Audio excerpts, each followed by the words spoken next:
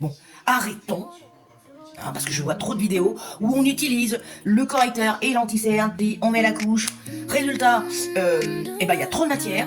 Une, ça fait sortir les ridules parce que ça va dans les plis. C'est monstrueux. Faisons plus tôt. Faisons la première étape, déjà hyper important. Crème contour des yeux. Hyper important.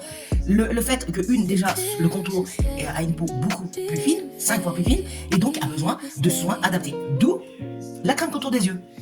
Et si tu es comme moi, tu as ton cerne apparent, pense à neutraliser. Il y a des correcteurs adaptés. Donc, si tu es comme moi, tu as un cerne marron, prends un correcteur un petit peu rosacé, orange.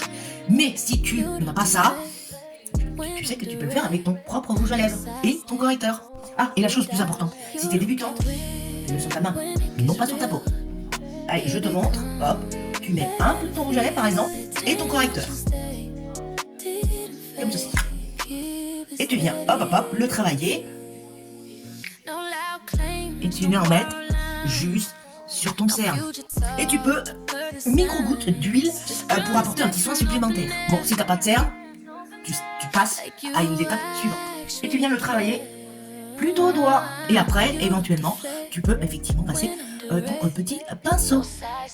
Et non, tu peux passer à ton anti-cerne, mais attention. Alors, tu enlèves toujours l'excédent. Et tu vas en mettre juste, hop, tac, 2 points là. Et ici. Et toujours pareil.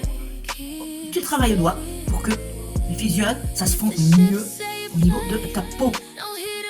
Et là après, tu peux le descendre un petit peu plus jusqu'au nasoléa.